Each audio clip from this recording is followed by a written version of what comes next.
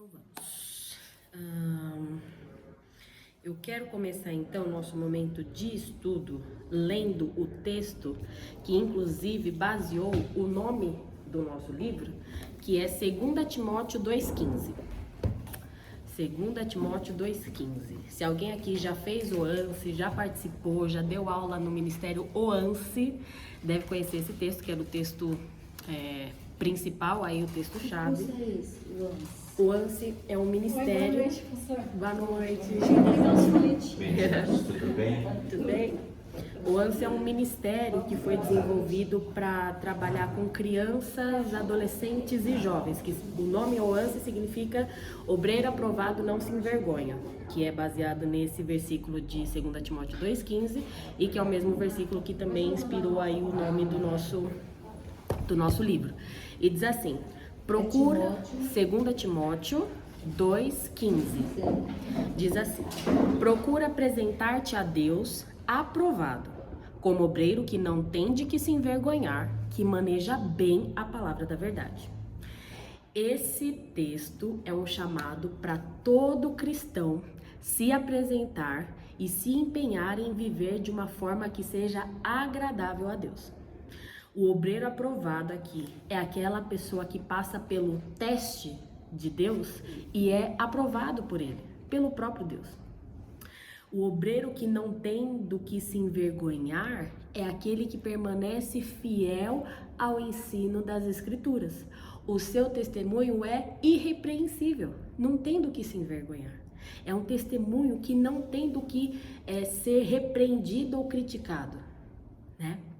O obreiro que maneja bem a palavra da verdade, diferente do que eu achava quando eu era criança, que eu achava que manejar bem a palavra da verdade era você saber onde estavam os livros da Bíblia, né? Mas é bem mais do que isso.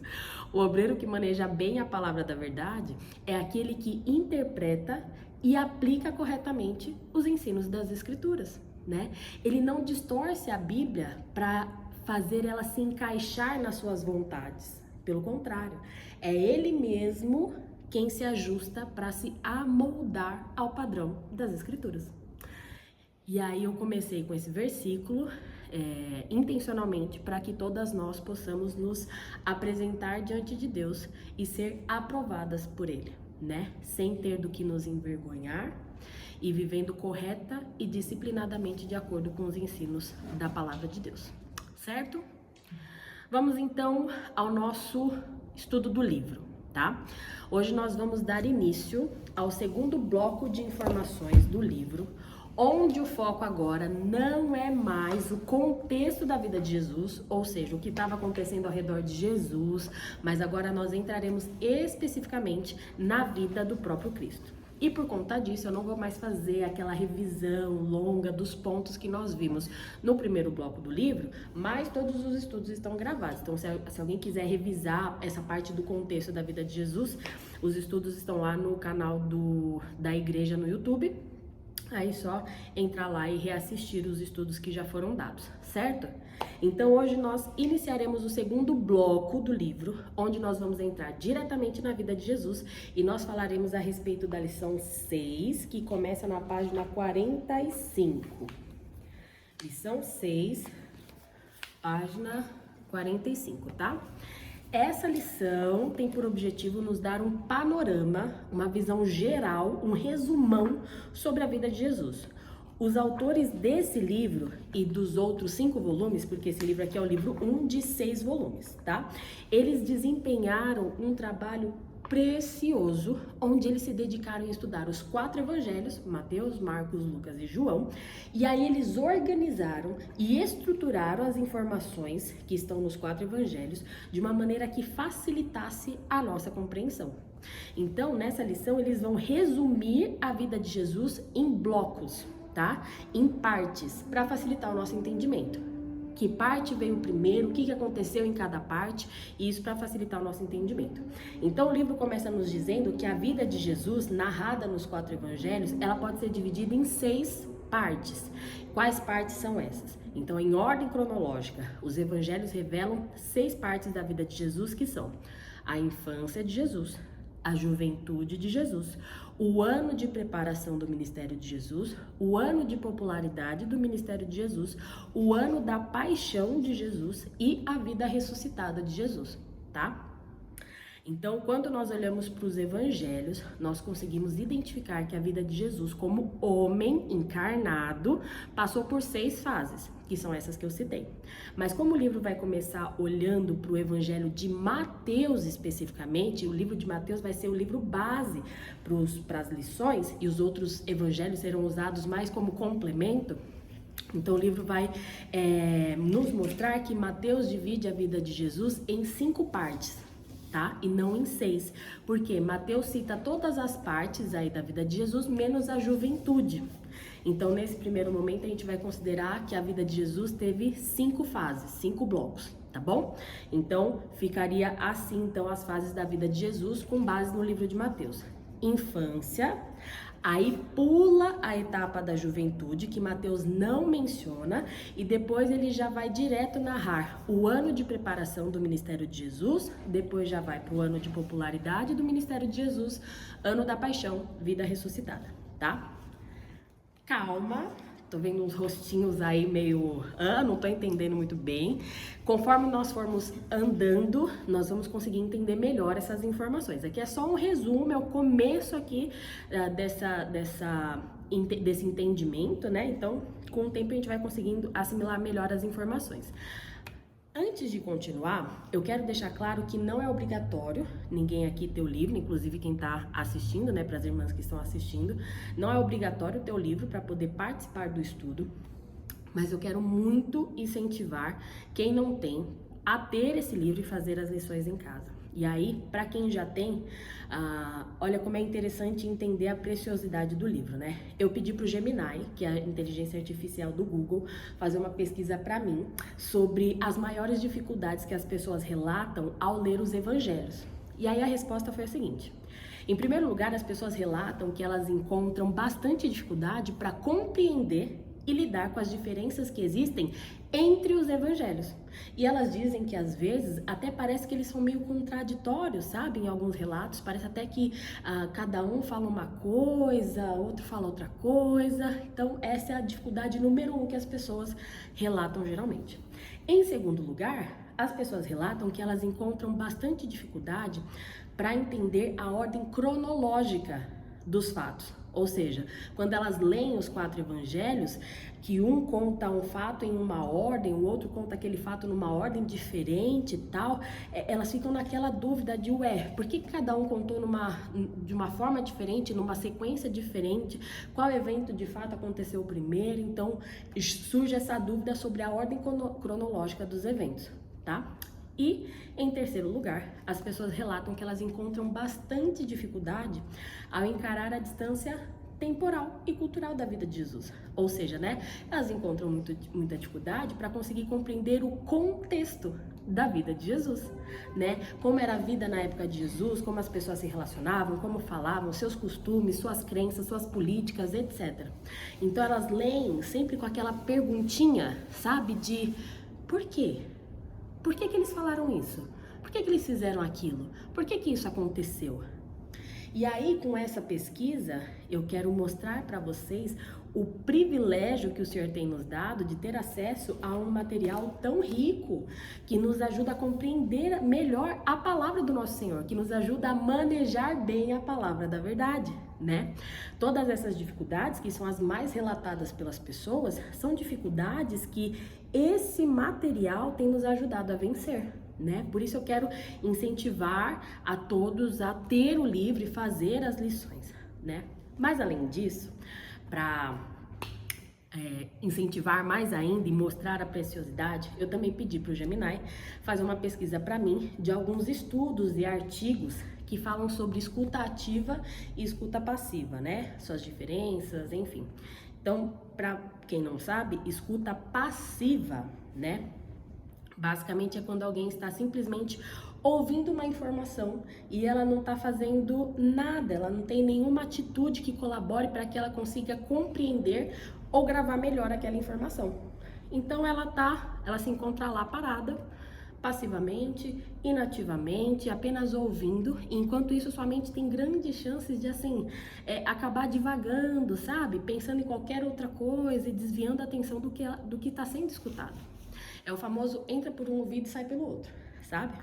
Um exemplo bem simples de escuta passiva, onde a pessoa não se esforça para compreender ou gravar a informação que está sendo passada para ela, é algo que é muito comum no nosso dia a dia, tá? Pensa que você vai lá e pede para alguém da sua família, do seu trabalho, enfim, uma vizinha, ir no mercado para você.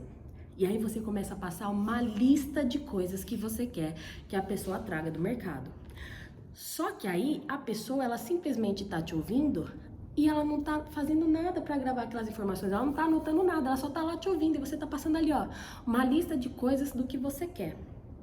A pergunta que fica é: qual é a chance dessa pessoa trazer todos os produtos que você pediu? Baixíssima. Baixíssima. É provável que ela chegue com produtos faltando e os produtos que ela trouxer ainda estejam errados. Não é verdade? Sim. Ok. Com esse exemplo em mente, vamos entender o que é escuta ativa. Enquanto que na escuta passiva, a pessoa está apenas ouvindo, sem fazer nada para ajudá-la a compreender ou gravar melhor a informação, na escuta ativa é o oposto. Ela não apenas ouve, como ela também se dedica em fazer com que aquilo que ela está ouvindo fique claro e o máximo possível gravado na sua mente. Então, nesse mesmo exemplo da pessoa que você pediu para ir ao mercado, ao invés de só te ouvir, ela vai pegar um papel ou um bloco de notas do celular e ela vai começar a anotar cada produto que você está pedindo. Além disso, ela vai fazer perguntas para esclarecer qual é a marca que você quer, qual é a quantidade que você quer, né? Ela também vai querer saber se na falta daquele produto, se ela pode substituir por outro, ou se é melhor deixar sem trazer nada, enfim.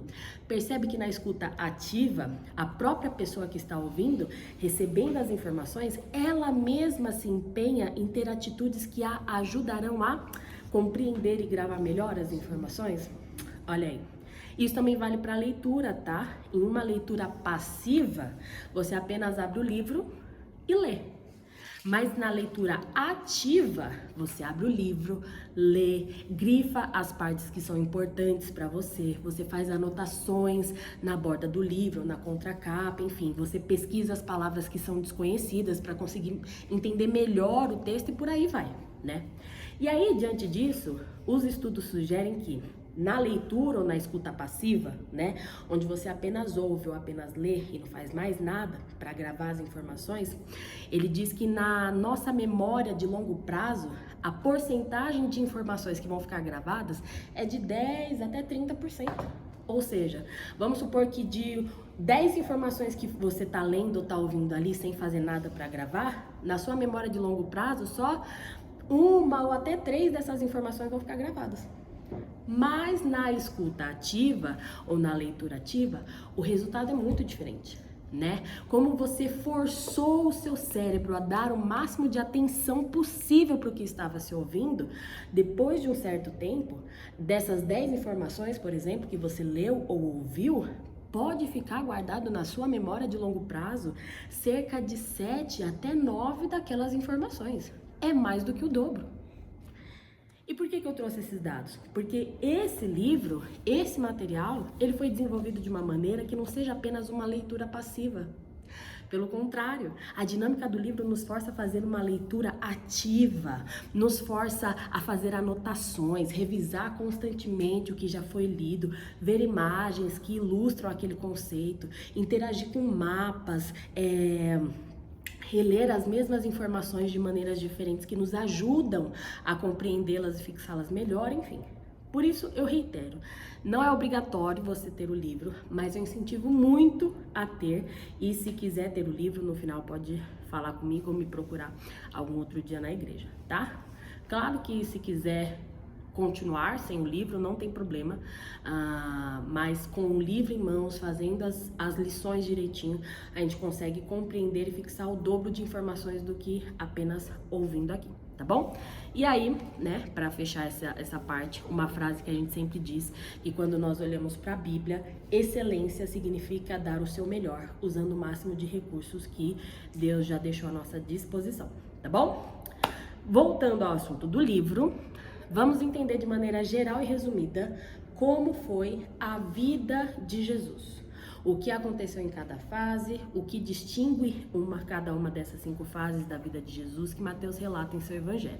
Então, começando pela infância, o livro mostra que logo no início do evangelho de Mateus, lá no capítulo 2, versículo 1, Mateus menciona que Jesus nasceu em uma cidade chamada Belém, que ficava em uma região chamada Judéia.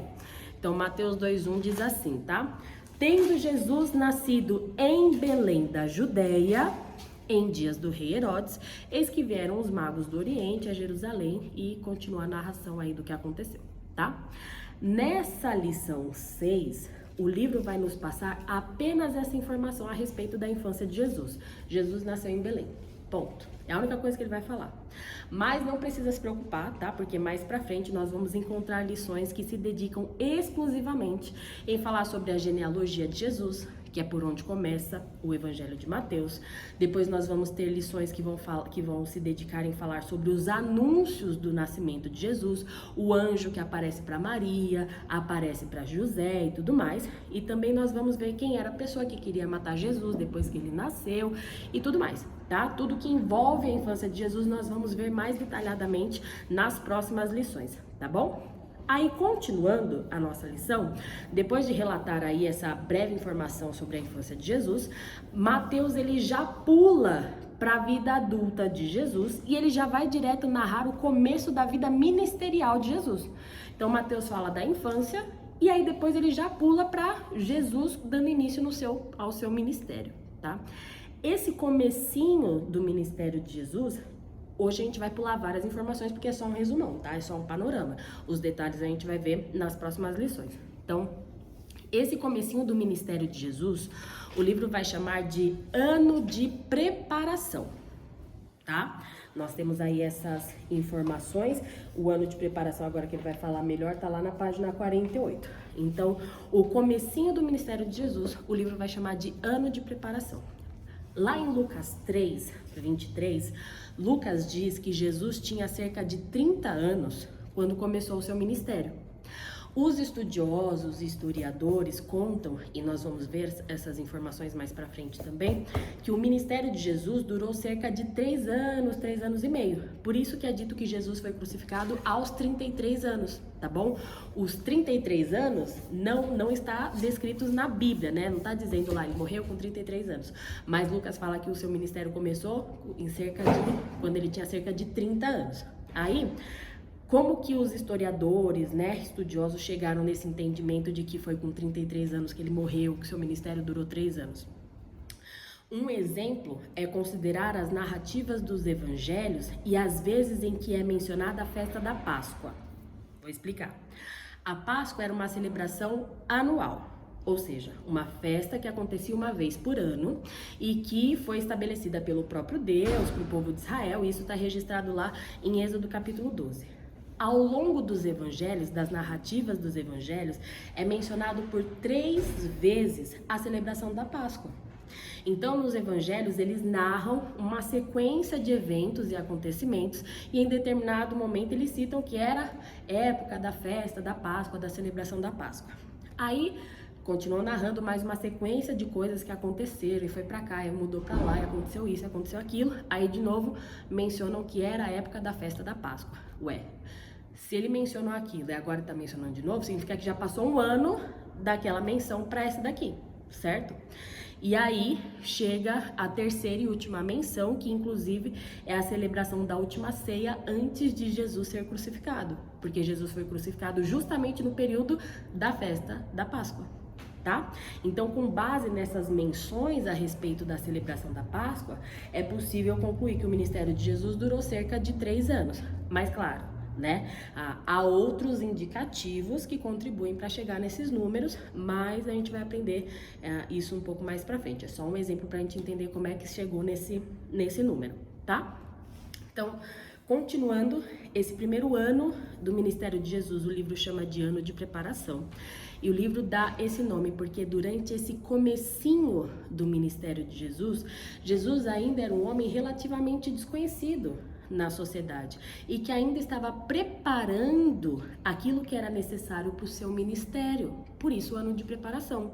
Então, por exemplo, é nesse primeiro ano em que Jesus passa pela tentação no deserto, que é o que dá início ao seu ministério. É nesse primeiro ano em que Jesus é batizado. É nesse primeiro ano também que Jesus escolhe e chama os 12 homens para andarem com ele e serem seus apóstolos. Então, tudo isso faz parte das bases, daquilo que Jesus está preparando para dar sequência no seu ministério. Por isso, ano de preparação. E aí, o livro fala, né, que Jesus nasceu em Belém, mas depois de um tempo, ele se mudou para uma cidade chamada Nazaré. Então, se você tiver com o seu livro aí, abre ele na página 210.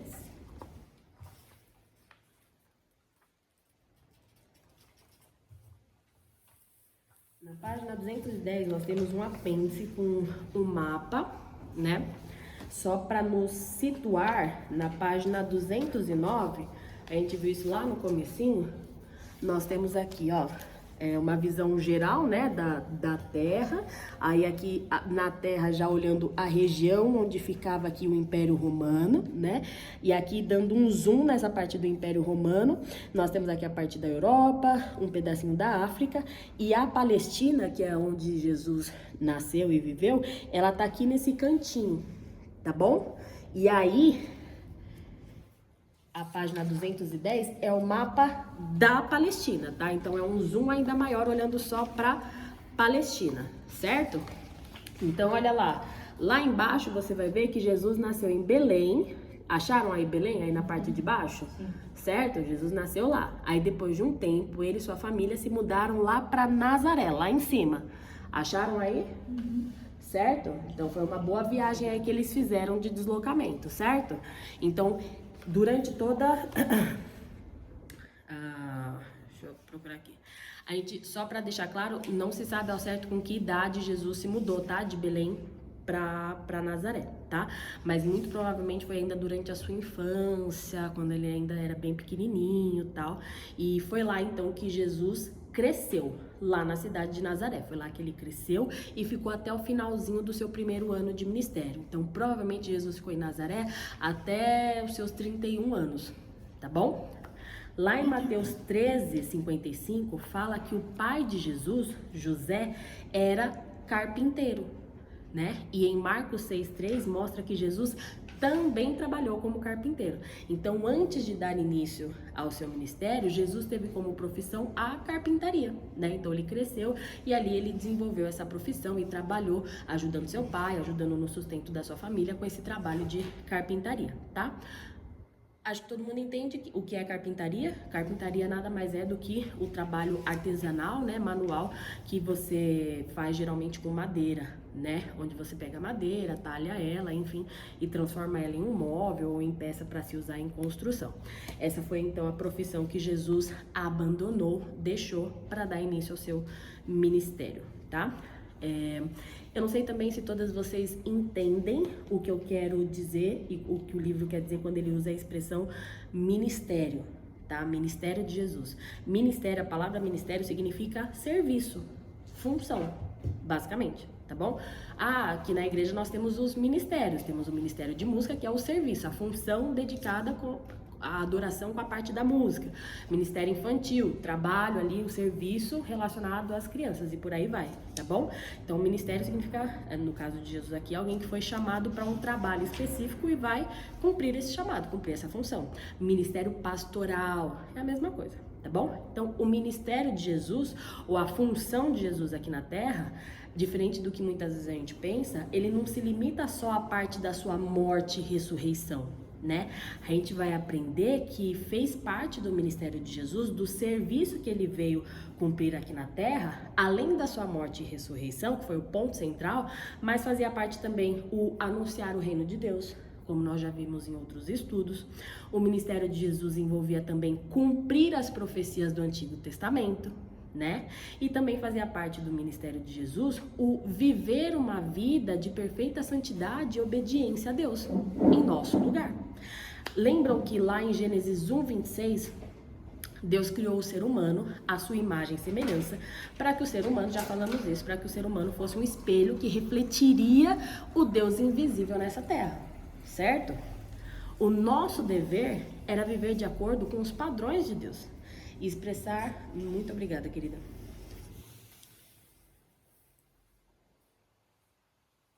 O nosso dever, como seres criados à imagem e semelhança de Deus, era viver de acordo com os padrões de Deus, expressar a moralidade santa e pura de Deus, viver em perfeita harmonia com Deus e com os outros. Mas aí o pecado quebrou esse espelho, né? E nos tornamos então incapazes de ser e fazer aquilo que Deus nos criou para ser e fazer. Mas aí vem Jesus, né? E Paulo diz em Colossenses 1,15 que Jesus é a imagem visível do Deus invisível. O que isso quer dizer? Jesus refletiu perfeitamente a imagem do Deus invisível. Jesus refletiu perfeitamente quem é Deus. Então, também fazia parte do ministério de Jesus ser o espelho perfeito em nosso lugar. Nós fomos criados para ser o espelho de Deus. O pecado quebrou esse espelho. Jesus vem e é o espelho perfeito em nosso lugar. Certo? Então, isso também fazia parte do ministério dele. Aí, voltando, durante esse primeiro ano de ministério, durante esse ano de preparação, Jesus ainda morava em Nazaré, mas ele já tinha abandonado a carpintaria e começado a se dedicar ao seu ministério. Durante esse tempo de preparação do seu ministério, Jesus viajava frequentemente para a região que margeava o Rio Jordão. A gente vai ver várias vezes aqui esse mapinha para nos ajudar a situar, tá? Então, página lá 210. Olha só, Jesus durante esse ano de preparação, ele frequentemente saía de Nazaré e descia aqui um pouquinho, ó, para as margens aqui do Rio Jordão. Acharam aí? Isso. Para acompanhar o trabalho de João Batista, porque João Batista estava lá anunciando a chegada do Messias e batizando aqueles que crescem, né, nessa mensagem. E aí, não está no livro, mas só para vocês saberem, João Batista, né, vamos lembrar, foi o homem que Deus escolheu para preparar as pessoas para a chegada do Messias, certo? Inclusive, Jesus e João Batista eram parentes, tá? Nós temos um único texto que nos afirma isso, que está lá em Lucas 1,36. Nessa passagem, Lucas está narrando como foi que o anjo Gabriel anunciou para Maria, né, que ela tinha sido abençoada por Deus e foi escolhida para gestar e dar à luz a Jesus, o Filho de Deus. E durante essa conversa entre o anjo e Maria, no versículo 36, o anjo diz para Maria que Isabel, sua parenta, não sabemos qual o nível de parentesco, né? Que ela também estava grávida, né? E que o filho que ela estava esperando ali era João Batista. Então, lá em Lucas 1,36, o anjo diz assim: e Isabel, tua parenta, igualmente concebeu um filho na sua velhice, sendo este já o 6º mês para aquela que diziam ser estéril. Então, Isabel também foi um milagre. Maria foi um milagre virginal e Isabel, mãe de João Batista, foi um milagre porque ela era estéril até então, né? Então, Jesus e João Batista, além de serem parentes, em algum nível que nós não sabemos qual ao certo, eles também tinham a idade muito próxima, né? Pois quando o anjo anunciou para Maria que ela ficaria grávida, Isabel, mãe de João Batista, já estava no seu 6º mês de gestação, né? Inclusive nesse mesmo capítulo 1 de Lucas, mais para frente, narra quando Maria e Isabel se encontraram e as duas estavam grávidas, né? Só que em períodos diferentes da gestação. Olha aí que legal, que interessante, né? O encontro de João Batista e Jesus não foi aleatório, né? Tem toda uma história que se a gente não lê, não presta atenção, a gente perde, né? Esses detalhes. Eles não eram desconhecidos, né? Pelo contrário. Então, até o próprio livro de Evangelho de Mateus, no capítulo 3, narra que Jesus foi batizado pelo próprio João Batista, né, nas águas do Rio Jordão. Numa dessas viagens, inclusive, que Jesus fazia de Nazaré até as margens ali do rio, tá?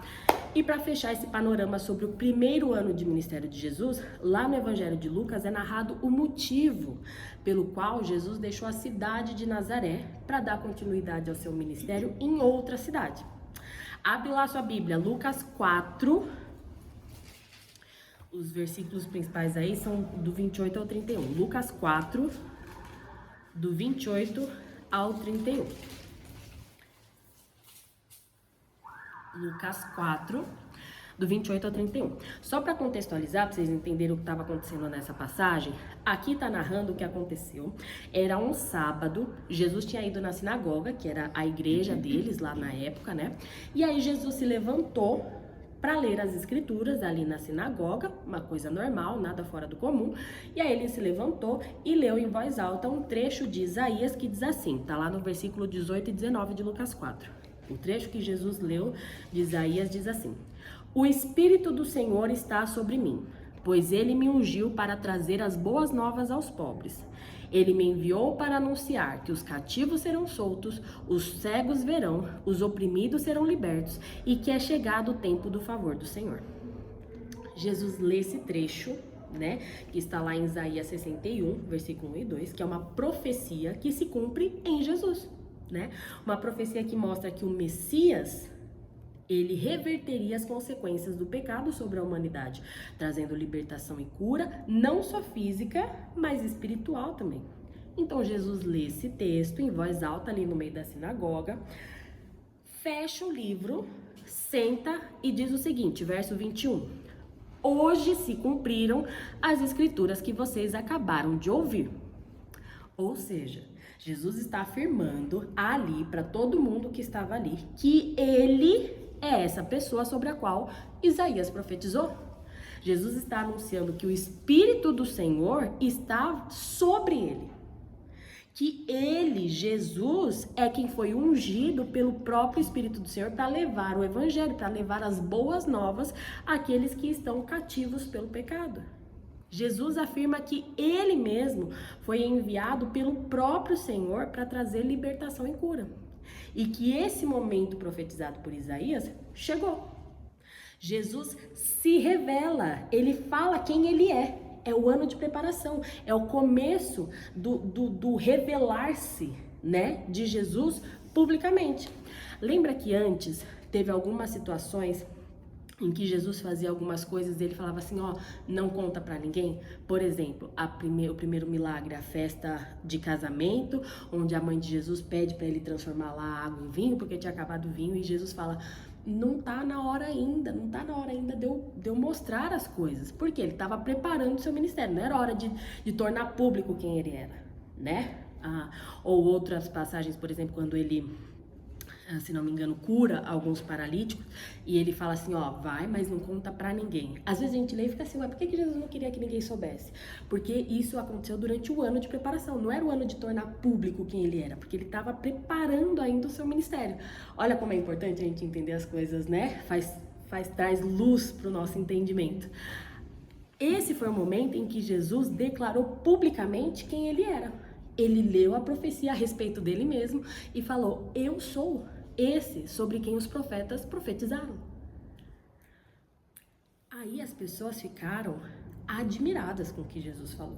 Mas ao mesmo tempo, elas se perguntavam assim, olha lá no verso 22. Gente, esse não é o filho de José? Como assim? Ele tá falando que ele é o Messias. Ele não é o filho de José? A gente conhece ele. As pessoas de Nazaré conheciam Jesus, mas elas não sabiam quem de fato ele era. Elas conheciam Jesus. Não, Jesus é o carpinteiro, é o filho de Nazaré, é o filho de Maria. Mas quem ele de fato era? Ele não era só o carpinteiro, o filho de José, filho de Maria.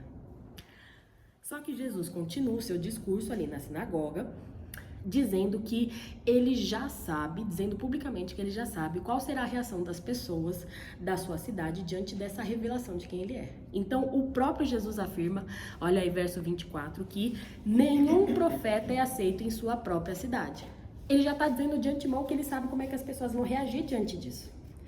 E ele continua dizendo que é por isso que, assim como aconteceu com o profeta Elias e o profeta Eliseu no passado, que foram desprezados pelo seu próprio povo, e Deus os usou para abençoar pessoas estrangeiras, gentios, enfim, assim também acontecerá com Jesus. Claro que ele não está se referindo só ao povo da cidade de Nazaré que vai rejeitá-lo, mas Jesus está se referindo ao povo judeu como um todo. né? E aí, olha só qual foi a reação das pessoas. Lucas 4, 28 a 31. Jesus foi lá, leu a profecia, revelou que ele é aquele sobre quem os profetas profetizaram. Jesus já afirmou que já sabe como é que eles vão reagir. E aí, olha como é que eles reagem. Lucas 4, 28 a 31. Quando ouviram isso, aqueles que estavam na sinagoga ficaram furiosos. Levantaram-se, expulsaram Jesus da cidade e o arrastaram até a beira do monte sobre o qual a cidade tinha sido construída. Pretendiam empurrá-lo precipício abaixo, mas ele, Jesus, passou por entre a multidão e seguiu seu caminho. Então Jesus foi a Cafarnaum, uma cidade na Galileia, onde ensinava na sinagoga aos sábados. Jesus sai da cidade onde ele cresceu simplesmente porque as pessoas não o aceitaram como o Messias prometido pelos profetas. Diante disso, as pessoas quiseram expulsar Jesus da cidade de Nazaré e não só isso, elas também queriam matar ele, jogando ele precipício abaixo. Mas, como as próprias palavras de Jesus revelaram, nada disso pegou Jesus de surpresa. Né? Ele já sabia, ele já sabia exatamente qual seria a reação do povo, né? Ele mesmo disse isso de antemão para o próprio povo, né? E nós vamos ver que nenhum evento ao longo de toda a vida e ministério de Jesus o pegou de surpresa, né? Porque sendo Jesus o próprio Deus, encarnado como homem, ele era 100% homem e ao mesmo tempo ele continuava sendo 100% Deus. Isso é incrível. Ele não perdeu a sua onisciência, né? O seu saber de todas as coisas. Jesus já sabia de tudo o que iria acontecer e tudo aconteceu exatamente conforme os seus planos soberanamente determinados na eternidade. Nada abalou o Senhor. Ninguém surpreendeu Jesus. E Jesus não se deixou ser jogado no precipício, porque ainda que todo o povo quisesse e tentasse fazer isso, aquele não era o momento que ele mesmo determinou para sua morte. Logo, ainda que todos tentassem matar Jesus, eles não conseguiriam. E é por isso que o texto diz que Jesus simplesmente passou por entre a multidão. Consegue pensar isso? Jesus simplesmente passou por entre a multidão e seguiu seu caminho. Não há pânico da parte de Jesus. A multidão alvoroçada, querendo matar Jesus, furiosa, e Jesus simplesmente passa por entre a multidão e segue o seu caminho em paz, não há pânico, né? Tudo estava debaixo do seu controle, isso é incrível. E o verso 31 já nos mostra para onde Jesus foi. Jesus deixou a cidade de Nazaré e foi dar continuidade ao seu ministério na cidade de Cafarnaum. Olha lá o mapa, vocês vão ver que está bem pertinho, não foi uma viagem tão longa. Nazaré, ele sai e vai aqui e sobe um pouquinho para a cidade de Cafarnaum. Acharam aí? Nazaré perto de Cafarnaum? Legal. E ali na cidade de Cafarnaum começa o segundo ano, o segundo bloco aqui do ministério de Jesus, que o livro vai chamar de ano de popularidade, né? Então antes era ano de preparação ali em Nazaré, agora é o ano de popularidade. Essa segunda etapa, segundo bloco, segundo ano do ministério de Jesus, ele é realizado em uma nova cidade e é chamado pelo livro de ano de popularidade, porque agora as bases do ministério de Jesus já tinham sido lançadas e agora é o momento em que Jesus e seus apóstolos e seus discípulos vão andar pelas ruas anunciando o reino de Deus e anunciando que Jesus é o Messias prometido. Então, aquele sigilo que Jesus queria, agora ele já não quer mais. Agora é o momento de falar. Antes era o momento de preparar as bases. Agora é o momento de falar, de tornar público. E isso vai arrastar uma multidão de pessoas atrás de Jesus. Uma multidão porque, além de Jesus dizer quem ele é, o próprio Jesus também vai fazer sinais, milagres e curas para atestar isso, para provar quem ele é. Então as pessoas vão atrás de Jesus, grande parte da multidão, apenas esperando os benefícios do que Jesus podia dar para elas, tá? Essa cidade de Cafarnaum também contribuía para espalhar a fama de Jesus, porque enquanto que Nazaré, se você olhar lá, Nazaré era uma cidade menor, tá? E ela, você vê que ela tá mais no interior ali da região da Palestina.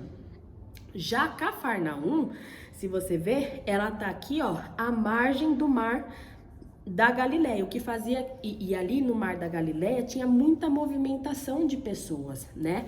Ali no Mar da Galileia havia movimentação de inúmeros barcos, né, com pessoas indo e vindo. Eram barcos de pesca, barcos para transporte de pessoas, transporte de cargas, turismo, enfim.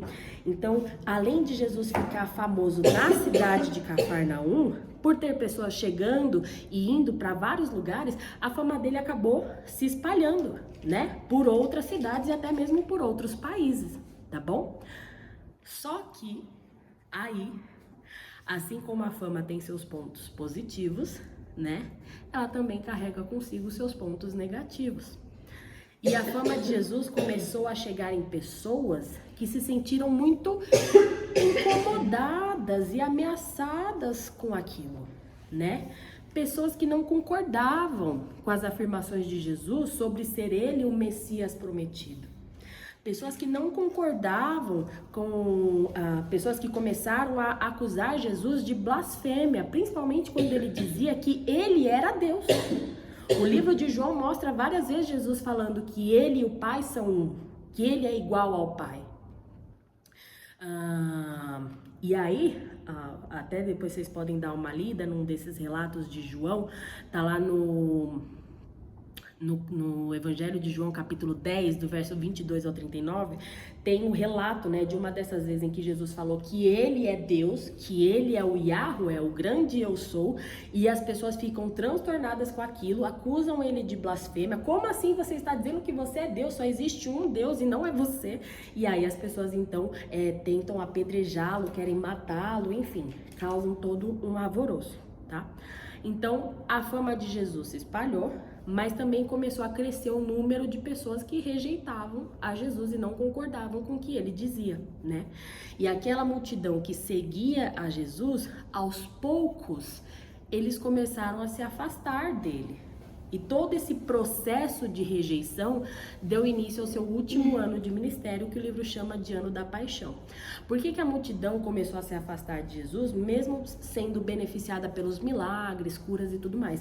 Porque essas pessoas que queriam matar Jesus, que acusavam ele de blasfêmia, eram as autoridades da época.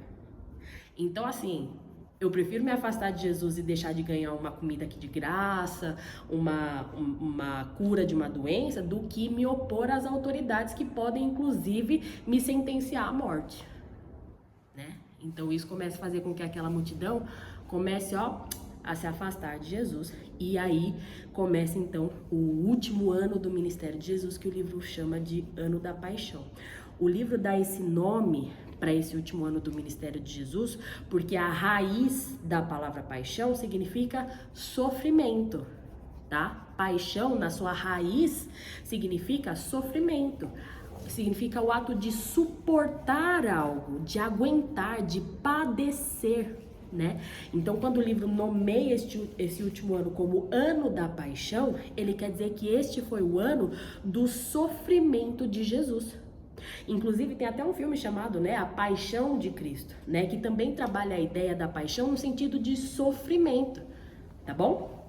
Então, nesse último ano do ministério de Jesus, ele já não estava mais em Cafarnaum, porque, né, rejeição, perseguição e tudo mais, e aí ele acabou indo para a cidade de Jerusalém. Então, ele estava lá em cima, no norte, em Cafarnaum, e aí ele faz uma longa viagem de descida lá para Jerusalém, tá bom?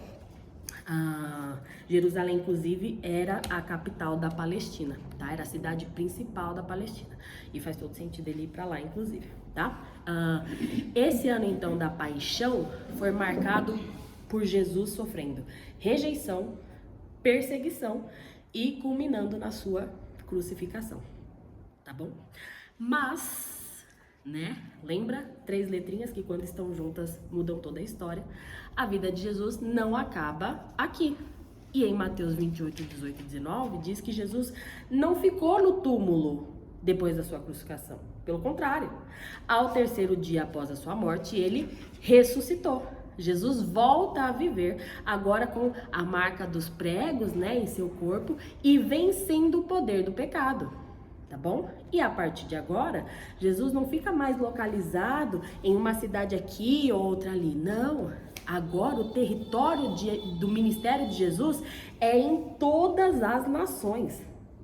Jesus agora vai usar os seus apóstolos e discípulos para levarem o evangelho, levarem esse testemunho sobre quem é Jesus para as pessoas de todos os lugares do mundo. E chegou até nós aqui no Brasil, né? Então vamos ler lá o que está escrito em Mateus 28, do 18 ao 19?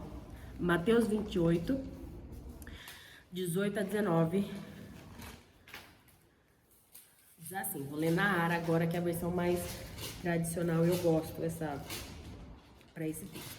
Mateus 28, 18 e 19 diz: Jesus, aproximando-se, isso Jesus já tinha ressuscitado, tá? Aproximando aqui dos seus discípulos, falou-lhes dizendo: toda autoridade me foi dada no céu e na terra. Ide, portanto, fazei discípulos de todas as nações, batizando-os em nome do Pai e do Filho e do Espírito Santo, ensinando-os a guardar todas as coisas que vos tenho ordenado, e eis que estou convosco todos os dias, até a consumação do século.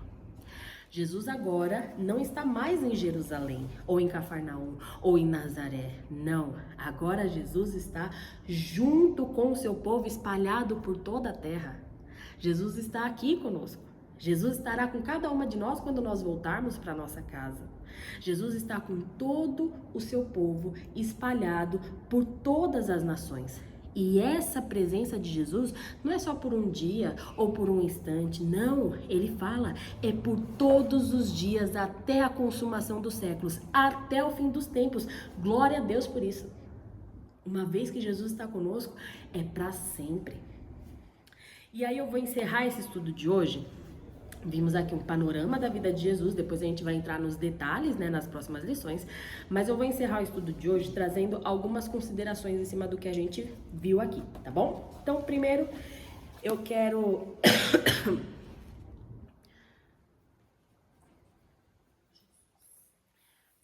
deixar claro que os evangelhos, eles não são biografias sobre Jesus. Tá bom?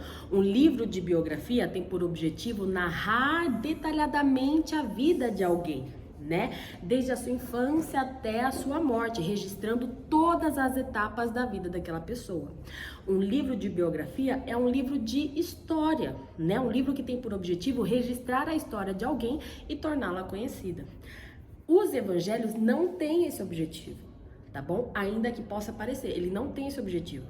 Os evangelhos têm o objetivo, e a gente vê, né, que os evangelhos não têm esse objetivo de ser uma biografia de Jesus, de narrar detalhadamente toda a história de Jesus, e isso fica claro pelo simples fato de que a maior parte da vida de Jesus, ela não é mencionada.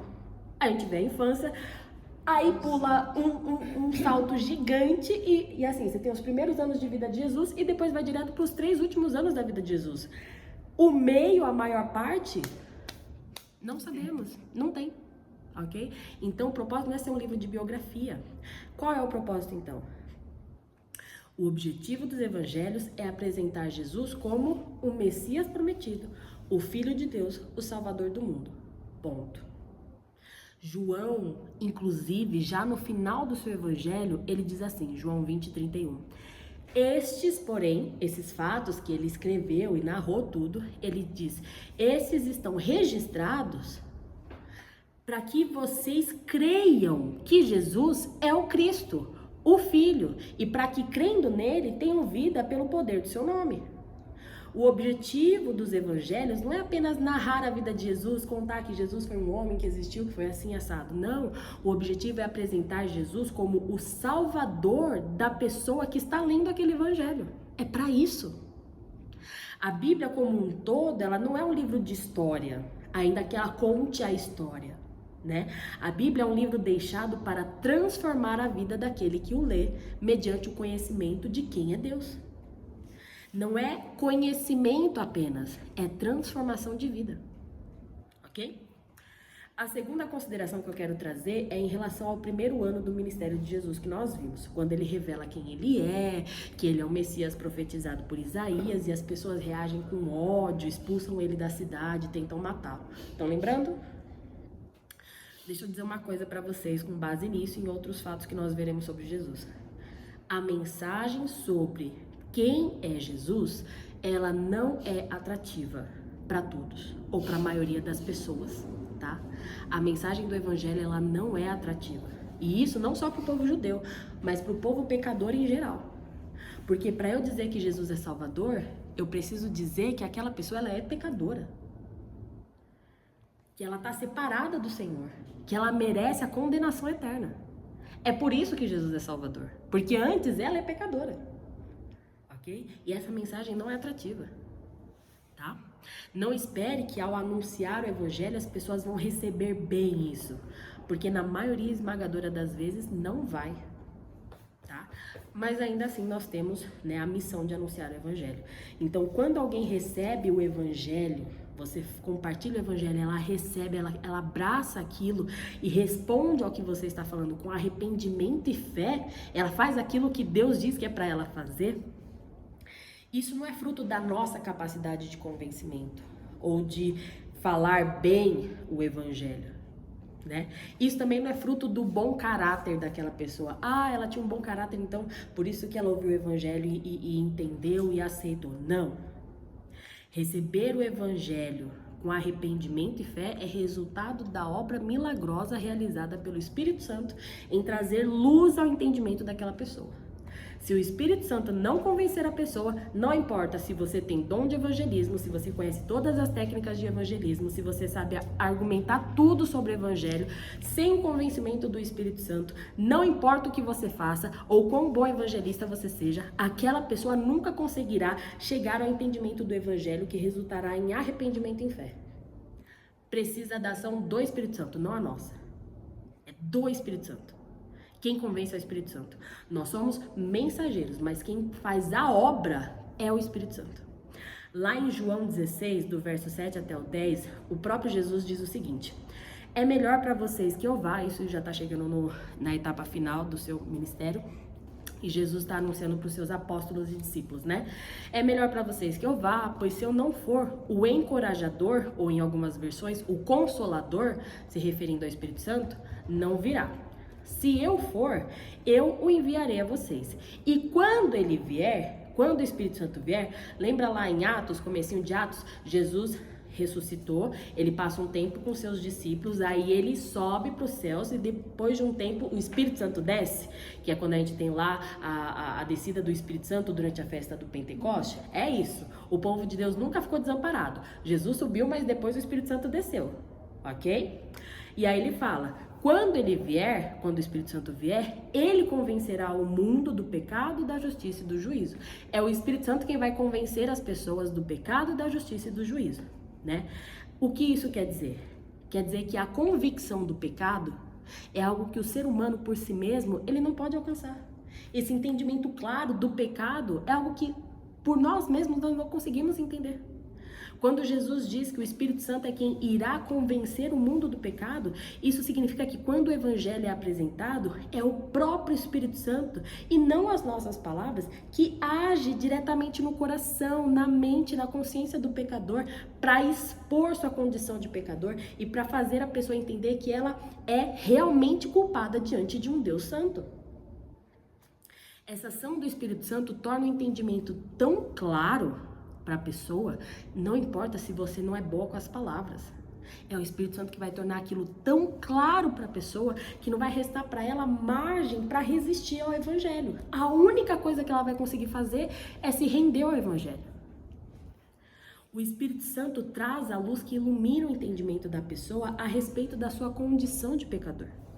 O Espírito Santo é quem traz a luz que ilumina o entendimento da pessoa a respeito da justiça de Deus aplicada em Jesus na cruz. E é o Espírito Santo quem traz, né, a luz que ilumina o entendimento da pessoa a respeito do juízo que Deus vai aplicar sobre Satanás e sobre todos aqueles que permanecerem no pecado e na incredulidade. Por isso Jesus fala que ele é quem vai convencer o mundo do pecado, da justiça e do juízo, tá? Sem a ação do Espírito Santo, ninguém é capaz de entender o Evangelho, certo? Outra consideração que eu quero trazer, agora pensando no ano de popularidade de Jesus, tá? Esse ano em que multidões estavam atrás dele, Jesus sendo assim, aclamado, né, publicamente e tudo mais. A consideração que eu quero trazer é que a multidão que seguia Jesus, ela não estava interessada em Jesus. Ela estava interessada nos benefícios que Jesus podia dar para elas. Em João 6,26, o próprio Jesus vira para a multidão e diz assim, nisso Jesus já tinha feito alguns milagres, algumas curas, já tinha feito aquela multiplicação dos pães e peixes que alimentam uma multidão de gente que estava seguindo ele. Jesus vira para a multidão em João 6,26 e fala assim, olha, vocês não querem estar comigo porque entendem quem eu sou e os sinais que eu estou fazendo. Não, vocês querem estar comigo porque eu dou comida para vocês. Por isso. Jesus alimentava uma multidão de gente de graça. Ele curava os doentes de graça. Ele expulsava demônios de graça. Ele transformava a vida das pessoas de graça. Vocês acham que as pessoas não queriam estar perto de Jesus para se beneficiar disso? A maioria daquela multidão que seguia Jesus só estava ali por interesse. E Jesus sabia muito bem disso. Lembra? Nada pega Jesus de surpresa. E com isso eu quero trazer algumas reflexões para nós. Qual é o seu interesse no relacionamento que você tem com Jesus? Você quer a Jesus ou você quer os benefícios que Jesus pode te dar? Por que você está aqui hoje? É porque você quer aperfeiçoar o seu relacionamento com Cristo? Ou porque você queria aproveitar de boas companhias que Jesus deixou, né, nessa sexta-feira à noite fria e chuvosa, né? Por que você vem à igreja no domingo? É para oferecer um culto ao Senhor, que é continuidade do que você já faz durante a sua semana?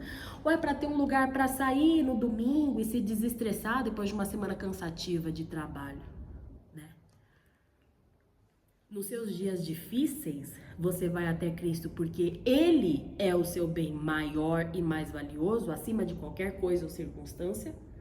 Ou nos dias difíceis você vai até Cristo para questioná-lo e para exigir que Ele mude sua situação? Porque se Ele não fizer isso, então você vai deixar de orar, de ler a Bíblia e de ir para a igreja. O seu relacionamento com Jesus é baseado em você se submeter e se ajustar à vontade de Jesus revelada na Bíblia, lembra? Obreiro aprovado, que não tem do que se envergonhar. Ou o seu relacionamento com Jesus é baseado em você querer que Jesus se submeta e se ajuste às suas vontades. Percebe que são coisas diferentes? Quem é de fato o Senhor e Mestre nessa relação que você tem com Jesus? E como isso fica visível no seu dia a dia?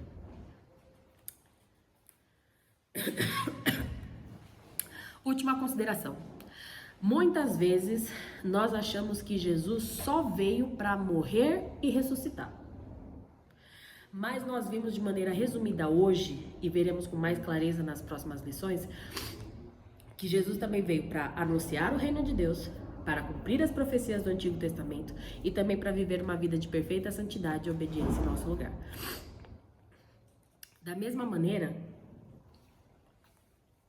muitas vezes nós achamos que o nosso papel como cristãos se resume só a evangelismo e discipulado.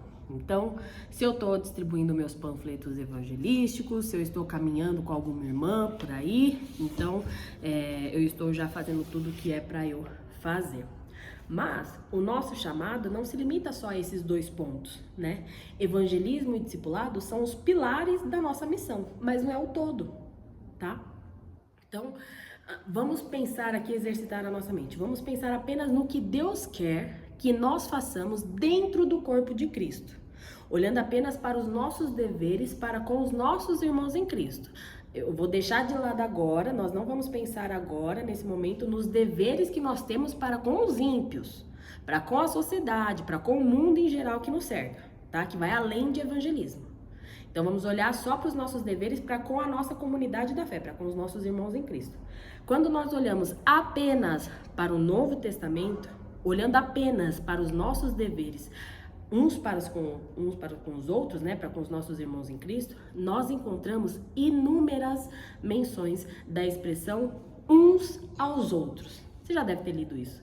Uns aos outros, uns aos outros. Ou seja, toda vez que aparece a expressão uns aos outros, significa que todos nós, discípulos de Cristo, sem exceção, temos o dever de fazer aquilo que está sendo dito com os nossos irmãos em Cristo, né? Não é uns aos outros relacionado só ao pastor. O pastor tem que fazer com as ovelhas.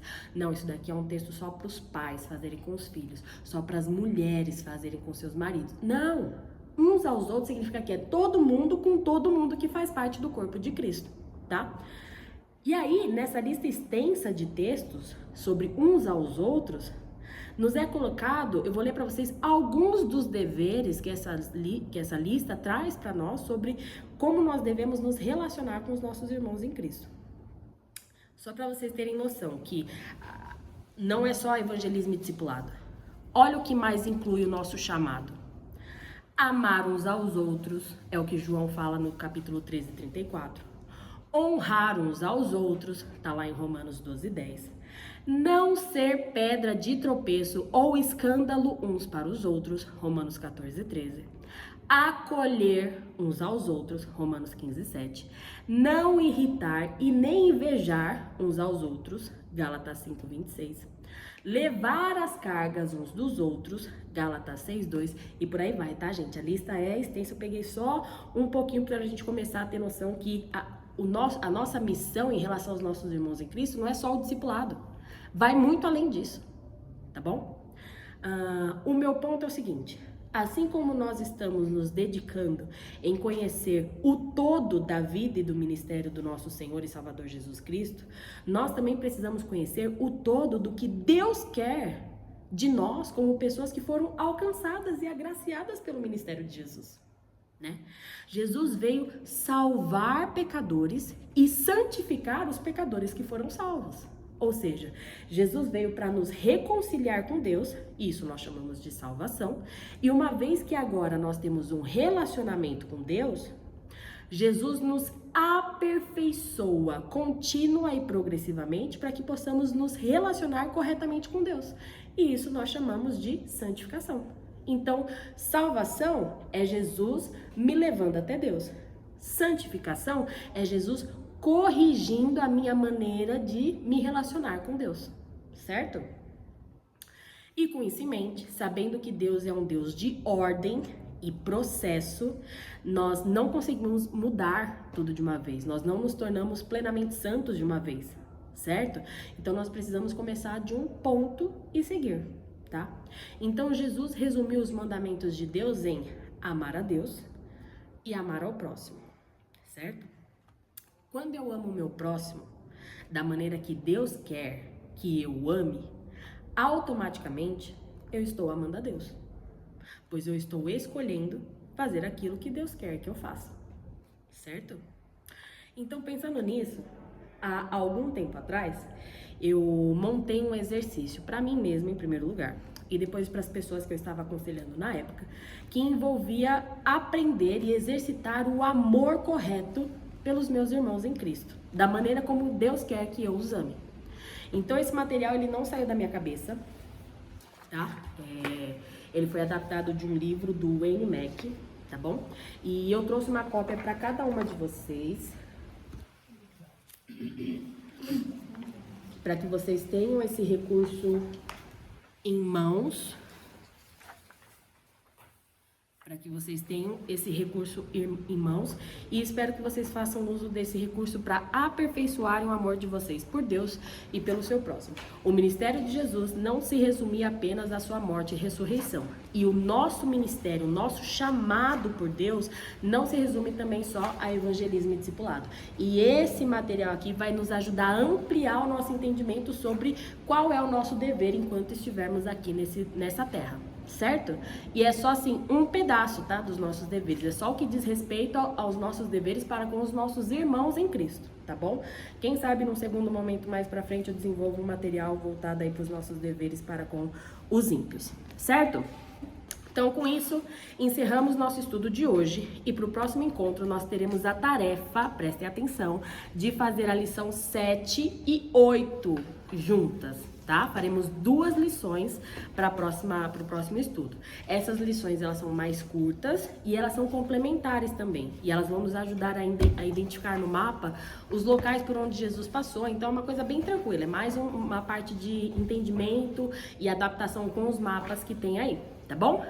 Então, eu vou encerrar o vídeo e vou abrir para vocês fazerem suas perguntas, comentários e etc.